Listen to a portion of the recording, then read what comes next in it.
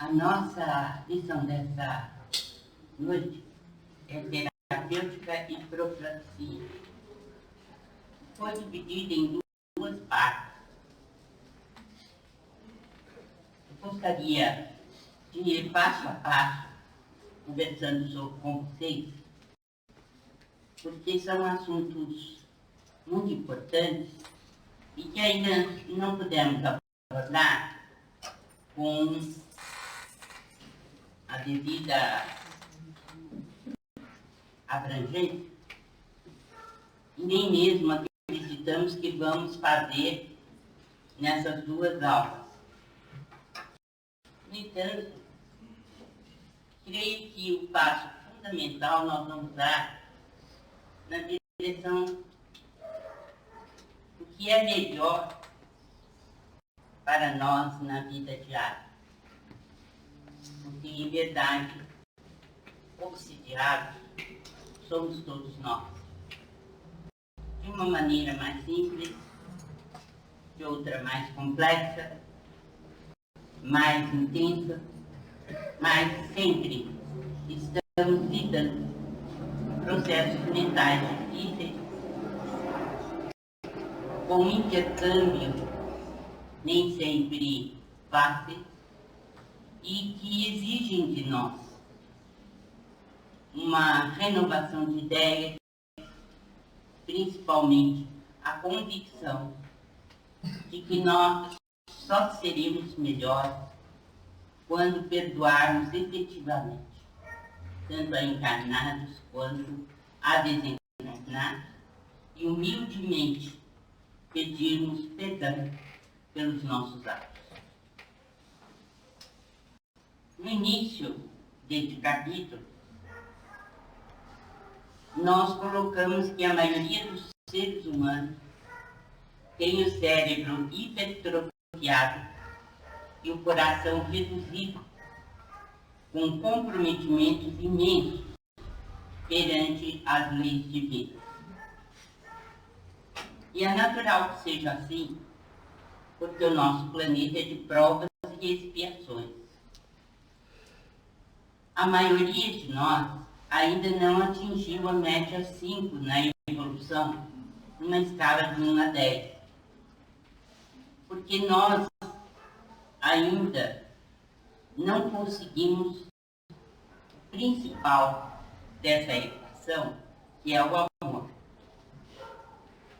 O intelecto, a tecnologia, nós estamos vendo que é muito fácil de ser desenvolvido pela humanidade. No entanto, o amor mesmo, o sentimento sublime que une o nosso coração ao do Criador e, em consequência, ao próximo, ao irmão mais próximo, ou aos irmãos que estão ao nosso redor, esse ainda não conseguimos ainda. Daí a dificuldade, que é o tratamento das obsessões. Porque eu volto a repetir, obsessão é um caminho de mão dupla.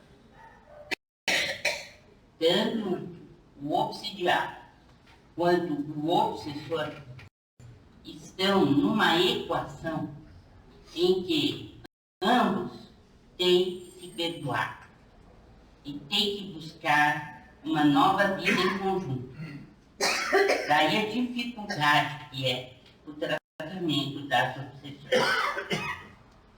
A falta do sentimento sublimado do amor faz-nos reféns de nossas vidas pretéritas, estacionários consumados nas zonas cerebrais instintivas, a recapitular lembranças menos dignas, em geral, na companhia dos que ferimos e magoamos. Esta é uma questão importante, porque os obsessores de hoje são os nossos parceiros de sempre. São aqueles com os quais nós vivemos atuamos em conjunto e que, de certa forma, esteve bem à vontade nessa parceria. Então, nós ferimos, magoamos e também fomos feridos e magoados. E eu volto também a repetir, muitas vezes, recebendo os espíritos obsessores nas sessões de desobsessão, comumente nós temos muito mais pena do obsessor do que do obsidiado. Porque as histórias são tão tristes, são tão difíceis, os crimes cometidos são superlativos, de modo que nós sempre ficamos com aquela questão: como esse espírito que não tem evolução vai perdoar diante de tantos erros do passado? Essa é a pergunta que o médium se faz, muitas vezes. Então, nossa piedade, né, vai em direção ao próprio obsessor, procurando compreender a sua índole e a maneira pela qual ele está agindo. Por tudo quanto vimos nessas páginas, estudando a série André Luiz, é fácil concluir que todos nós, os espíritos em evolução na Terra, temos a nossa quota de obsessão, em maior ou menor grau. E todos estamos trabalhando pela própria libertação. À vista disso, de quando em quando, é sumamente importante que façamos um teste do nosso processo desobsessivo, a fim de que cada um de nós observe em particular como vai indo o seu. Essa é uma realidade porque foi todo um texto que eu grifei e que coloquei e que é de autoria de André Luiz, Paz e Renovação. Quer dizer, é sempre bom saber como anda a nossa obsessão, porque uns mais, outros menos, mas as nossas atitudes sempre provocaram reações. E essas reações, como eu disse, muitas vezes são superlativas. Mas devido ao esquecimento do passado, nós não nos recordamos precisamente o que fizemos. No entanto, aqueles a quem ferimos não se esquecem. E se eles não perdoaram, passam-se os milênios e a questão continua.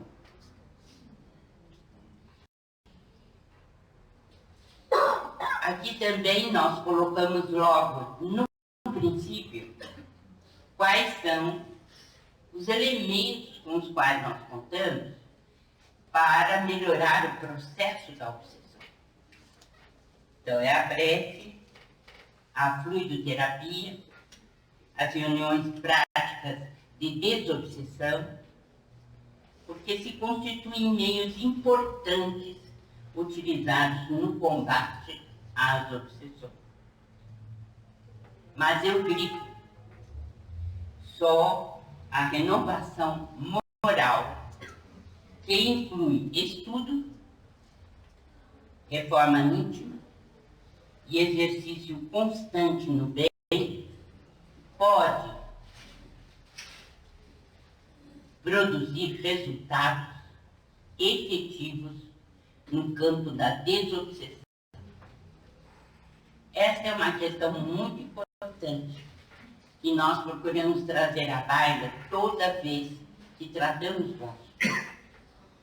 Ainda agora em Londres, dando 2 seminários sobre esses problemas e falando especificamente com o dialogador, chamado também de doutrinador ou de esclarecedor, nós tivemos a oportunidade de relembrar muitas coisas a esse respeito. Como conversar com aquele que chega repleto de ódio, de desespero. Então, há aqueles que fazem um imenso discurso da moral, do bem, da renovação que o espírito precisa ter. E nós lembramos que essa não é uma boa ocasião para se fazer discurso. O espírito não está ali para ouvir lições de moral teatralizadas. Ele veio para receber uma informação importante, mas sobretudo carregada de amor, de entendimento. Porque somente o amor tem o poder de penetrar a consciência das criaturas. Não adianta discurso decorado e não adianta também uma posição de superioridade do doutrinador em relação ao comunicante. É uma atitude que afasta ao invés de esclarecer. Então, são várias as atitudes que nós tivemos a oportunidade de ver. Talvez na próxima aula a gente tenha condições de estar acentuando mais, destacando mais essas questões. Mas nós falamos em prece, em sessões de desobsessão, em reforma íntima, porque as criaturas, e dentro do movimento espírita tem ocorrido isso, estão muito mais preocupadas em mandar o obsessor para o inferno do que trazê-lo para a compreensão do real problema existente, buscando em conjunto a solução. Com muita tristeza, eu tenho reparado que há um movimento nas sessões de desobsessão no Brasil, em técnicas que não são espíritas, propriamente ditas.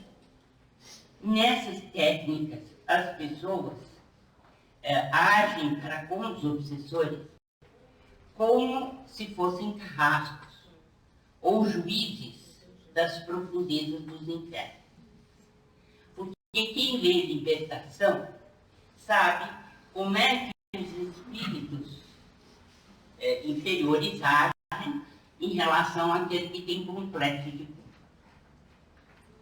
Eles atuam de maneira hipnótica, levando o espírito a um grau de deformidade do próprio espírito. E agem para com eles sem nenhum sentimento de fraternidade.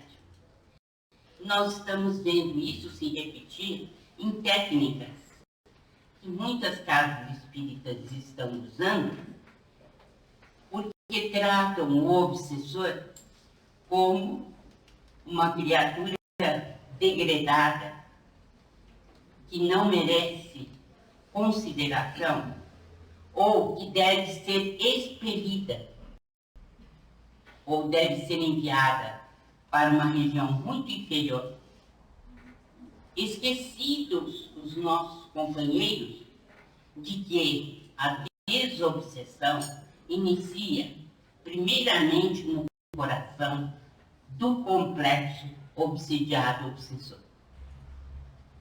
Porque é o perdão mútuo que vai fazer com que a desobsessão tenha uma utilidade prática e real.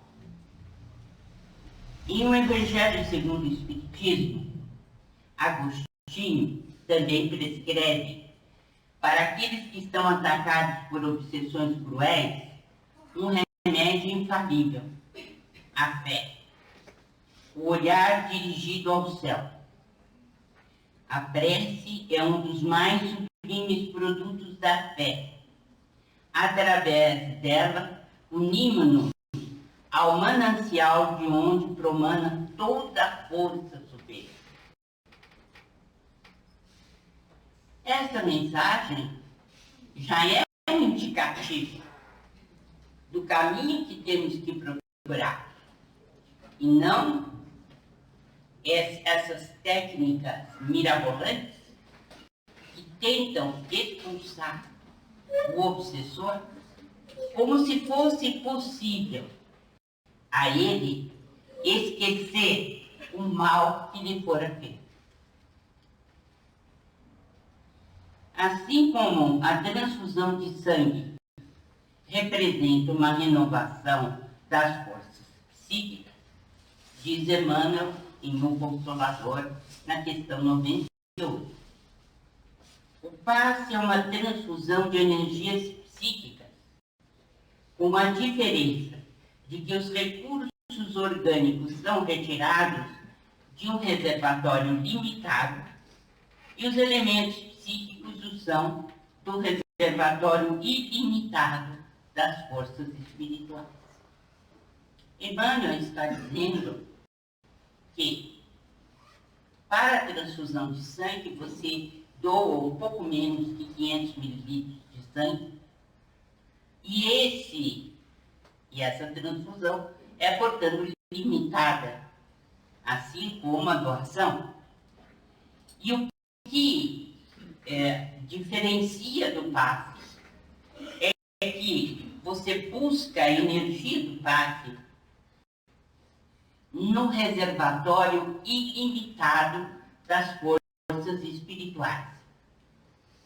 Que reservatório é este? É o fluido cósmico universal, que banha o universo inteiro. Então, o passista, ele vai buscar, né, as forças para transmitir no universo inteiro. Então, a força que nós carregamos é ilimitada. É claro que os limites também vão se dar a partir do que o fascista conseguiu ou consegue através da sua evolução espiritual. Mas, de qualquer maneira, é um imenso reservatório de forças que nós podemos buscar. Jesus impunha as mãos sobre os enfermos e sofredores, inclusive endemoniados, curando-os de seus males. Os apóstolos adotaram também essa prática. E o mais interessante, de todas as religiões, somente o Espiritismo é que tem como matéria-prima o auxílio magnético aos sofredores através do passe, como nos ensinou Jesus. Porque antes de retirar-se do ambiente terrestre, Jesus colocou que nós deveríamos impor as mãos sobre os necessitados, os sofredores, e que deveríamos tratar dos obsessores e dos obsidiados. Foi uma recomendação que ele deixou e que está no Evangelho de Marcos. Quando, pois, muitos sorriem sarcasticamente das atividades que o Espiritismo desenvolve para ajudar os pacientes através do passe e para, de uma certa forma, tratar dos espíritos perversos, e essa é uma prática comum que a gente vê de zombaria de muitos em relação ao espiritismo, mas nós estamos bastante confortáveis, que foi o próprio Cristo quem recomendou que o fizéssemos. E hoje nós encontramos apenas na igreja iniciante, né, o jorei, encontramos o passe nas casas espíritas e também o reiki, embora a gente saiba que a prática do Reiki não tem a mesma conotação que a aplicação do passe na casa espírita, que é considerado uma terapêutica pagamento. Então, na fluidoterapia, utiliza-se como complemento a magnetização da água para favorecer os pacientes. Então, nós estamos vendo aqui um exemplo, né, de medidas que auxiliam na desobsessão. Nós vimos a prece, as sessões práticas de desobsessão, o exercício do autoconhecimento com a caridade, o estudo, a construção positiva dentro da criatura, o passe, a água fluidificada, as sessões de diálogo terapêutico, que são as desobsessões.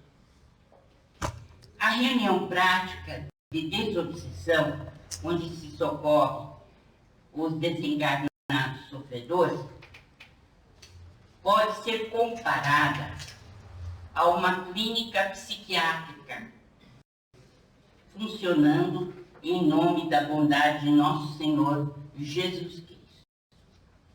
Quem disse isso foi um espírito, através de Chico Xavier, numa sessão de psicofonia. Efigênio S. Vitor falou dessa maneira em Vozes do Grande Além, um livro que é muito importante, que foi concebido para divulgar as reuniões de psicofonia de Pedro Leopoldo. Então, ele considera a desobsessão como uma espécie de clínica psiquiátrica. E nós insistimos sempre que os médiuns e os dialogadores ou doutrinadores são agentes de saúde. Nós temos que nos colocar como tal, a fim de que mantenhamos a responsabilidade perante a tarefa. E principalmente saibamos que estamos lidando com clínica de saúde mental.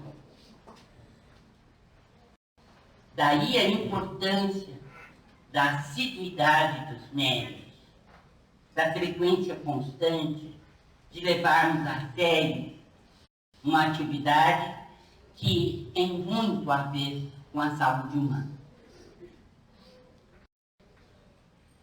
Aqui tem um dado que eu coloco sempre quando vou dar esta aula, até já lhes falei numa das vezes sobre o grupo Meimei, do Pedro Leopoldo, que funcionou durante muitas décadas. E era uma clínica nesses moldes em que Chico Xavier atuava como médium colaborador. Emmanuel apresentou importante estatística com os dados obtidos em 2 anos de atendimento nesse posto de saúde mental, demonstrando uma vasta folha de serviços. E aqui está a estatística. Em 206 sessões práticas, foram socorridos cerca de 1.500 companheiros desencarnados, em diferentes gradações evolutivas. Como é que vocês ficam sabendo desta estatística? Se pegarem instruções psicofônicas e o Vozes do Grande Além, vocês vão ver no fim das páginas, no final das páginas, o número de sessões que foram realizadas nesse período de 4 anos. E aqui Emmanuel com a competência que lhe é peculiar, anotou 206 sessões práticas. Foram socorridos cerca de 1.500 companheiros desencarnados em diferentes gradações. É importante que a gente veja, né, o resultado dessas sessões. E é muito interessante porque houve melhora em praticamente a metade dos comunicantes. Uns grande melhora, outros pequena melhora, outros mediana, e assim por diante. E a gente, toda vez que se põe a pensar se a sessão de desobsessão é importante ou não, vale a pena lançar mão desses resultados. Porque nós vamos compreender que a metade dos que se comunicaram, essa metade mudou. Já teve um certo aproveitamento, outros muito aproveitamento. De modo que, se nós não tivéssemos tido sessões de desobsessão, esses espíritos não teriam tido a oportunidade de conhecer a verdade e de se modificar. Então, vale a pena dar uma olhada. O livro Desobsessão da série André Luiz é indispensável para quantos desejem dedicar-se à organização de sessões dessa natureza com segurança. Por quê? Exatamente porque as novidades, elas costumam se espalhar com muita facilidade dentro do movimento espírita.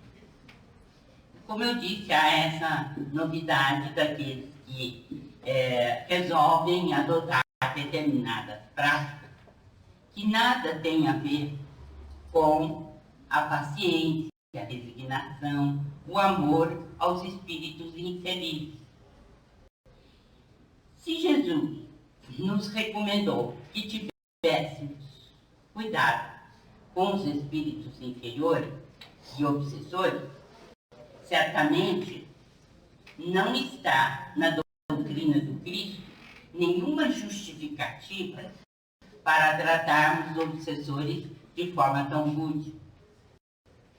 Seria impensável acreditarmos que Jesus seria capaz de tratar os obsessores dessa forma. Daí a necessidade de um grupo como um todo, os centros espíritas, lerem o livro Desobsessão de André Luiz, onde vão encontrar passo a passo todas as informações de que necessitamos para montar ou para realizar tarefas de desobsessão. Nos centros espíritas do Brasil, dedicados à tarefa de assistência aos enfermos espirituais, esse livro tem servido de roteiro seguro para que o socorro seja feito com eficiência e aproveitamento. E aqui nós falamos de nossa própria experiência, que agora atinge 52 anos, já que começamos em outubro de 1960, mostrando que nenhuma sessão de psicoterapia teria sido mais importante, no meu caso, do que o próprio desenvolvimento da mediunidade e do trabalho realizado. Por quê?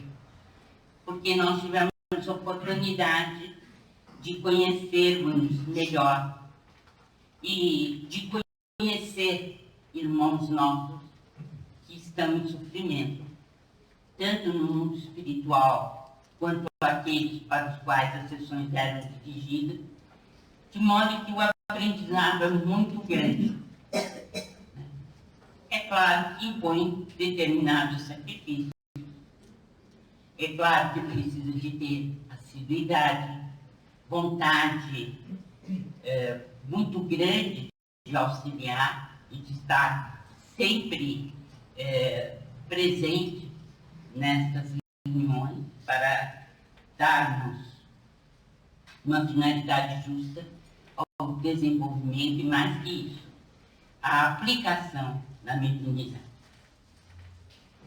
Aprendemos com Kardec que as qualidades morais do médium exercem influência capital sobre a natureza dos espíritos que atuam sobre ele. E também que todas as imperfeições morais são outras tantas portas abertas ao acesso dos maus espíritos, sendo o orgulho o principal dos defeitos, porque é o que a criatura menos confessa a si mesma. A questão, então, é lidarmos com esse personalismo, com esse egoísmo, e o médium tem a oportunidade de lidar com isso. Primeiramente, ele tem que baixar a faixa, porque as questões da mediunidade muitas vezes levam a gente a acreditar que é um ser especial, e não há nada disso. O que nós temos são seres em luta evolutiva muito grande para a aquisição da bondade.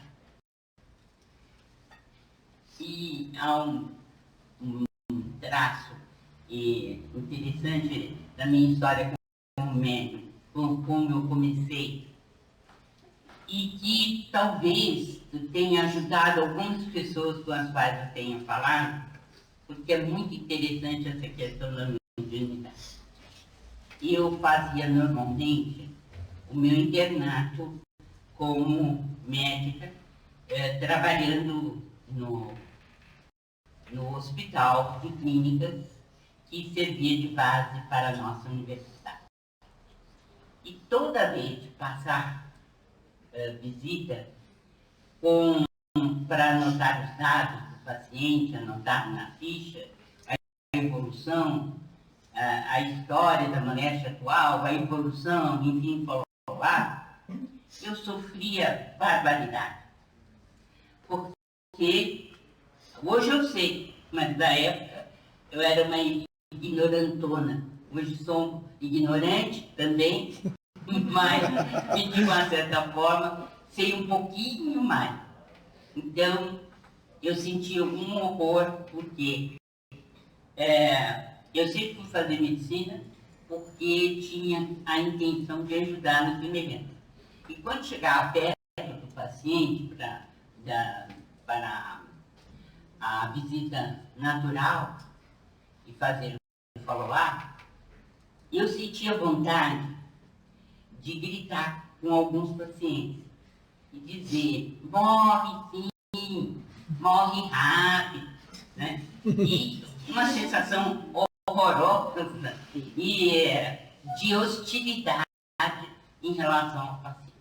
Eu comecei a ficar atormentada de uma tal maneira que, imagina, a gente estudou o livro dos médiuns, a gente leu, já tinha vários livros da coleção de Ami, e eu não sabia bem o que se passava comigo, né? Não tinha um diagnóstico.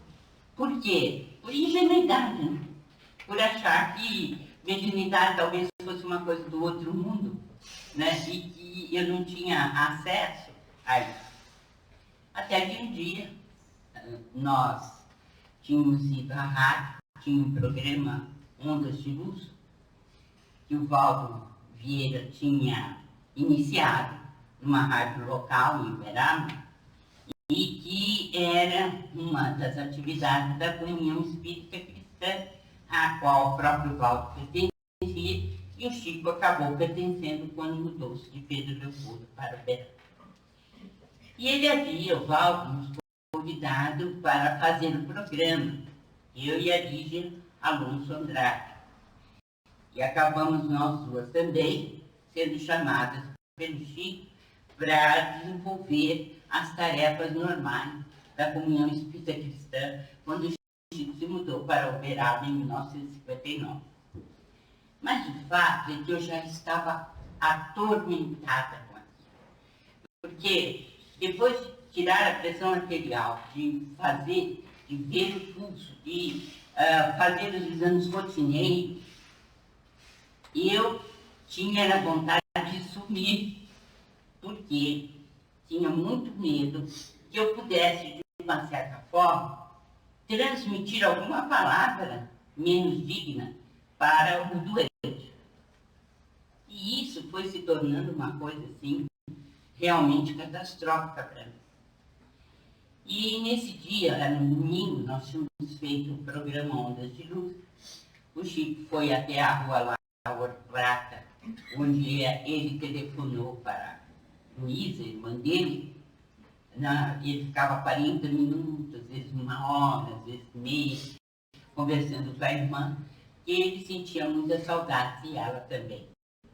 Moraram uma vida inteira juntos, né? Então, depois do telefone, nós fomos até a casa do José Tomás, onde a gente tomava um lanche e comia algumas coisinhas que eram apresentadas para nós. E antes de ir para esse lanche, o Chico nos convidou para visitarmos um doente que estava com câncer e que não queria desencarnar. Ele estava desesperado. E os médicos já tinham desistido, não havia mais o que fazer do ponto de vista da saúde dele. E Chico, então, foi chamado para transmitir um passe. Ele e o Val. Por que eu fui?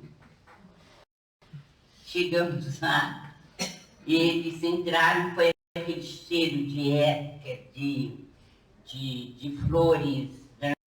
A água borbulhava cheia de essência.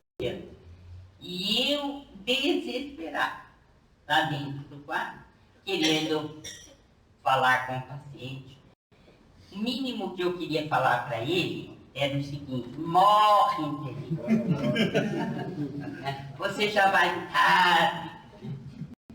É claro que ele não podia morrer, coitadinho, com esse espírito ao lado dele, porque tinha pavor dele, né? E quem estava recebendo o espírito era eu, mas sem exceção nenhuma, e sem não ter nenhuma ideia da mediunidade. Então, eu não me aproximei muito, de medo, né, claro, da cama, e o Chico transmitiu paz, o Paulo também, e todos nós que estávamos ali. E nisso eu saí para fora, não aguentei o mal-estar, a falta de ar, a situação difícil em que eu me encontrava. Aí, quando o Chico saiu lá fora, eu disse para ele: eu não aguento mais. Eu estou numa situação muito difícil. Mas o que foi? Eu quero falar para os pacientes que é bom eles morrerem mesmo. Agora imagina você, eu sou médica. E eu estou ali para auxiliá-los. E como é que fica essa situação agora mesmo aqui? Eu não dei um vexame porque Deus me ajudou. Aí ele ria muito, mas ria. Chamou o Val e disse assim: ô Val, vem escutar aqui o que a Margarida falou. E de fato, a partir desse dia, ele disse para mim: esta semana agora, nós estávamos no domingo, você começa a frequentar a reunião de desenvolvimento, porque você tem que trabalhar na mediunidade. Isso tudo vai passar, um tempo passa, mas você tem que fazer esse exercício semanal. Bem, e foi a partir daí, outubro de 1960, que a gente se iniciou. E outra coisa que ele me disse muito, que ajudou demais, porque o médium pensa que o espírito vai pular dentro dele e vai começar a falar. Essa é a primeira coisa que o médium pensa, que ele não vai precisar fazer nada e que o espírito vai começar a dizer tudo através dele. Isso não é verdade, porque o médium, o espírito, se utiliza do cérebro do médium. E não vai pular dentro dele para ficar falando as coisas. Né? E algo também que ele me disse que me ajudou muito é o seguinte, porque eu comecei a falar com ele das dificuldades que eu tinha de receber a entidade. Afinal de contas, médiuns somos nós, mas as técnicas, os processos, a gente não tem ideia. Aí ele disse, olha, minha filha, quando você estiver na reunião, não pense em nada. Zero. Não pense em absolutamente nada. O que vier na sua cabeça, você fala porque não é seu. E desde então, esse conselho tem servido muitíssimo para mim. Né? Deixar a minha mente vazia de todo o pensamento, e a partir daí, então, começar a falar aquilo que surge da minha cabeça, porque realmente não é mesmo. Bem, isso para dizer a vocês que nós seguimos desde então o livro Desobsessão, que já na época em que eu estava em Uberaba havia saído, por indicação do próprio André Luiz, e que tem servido de base para muitas escolas de desobsessão e muitos centros espíritas. Então, a próxima aula nós vamos nos aprofundar também na questão da terapêutica, né, da desobsessão. Nós vimos uma parte hoje e nós deixamos também no final do nosso curso, daqui a 2 ou 3 semanas,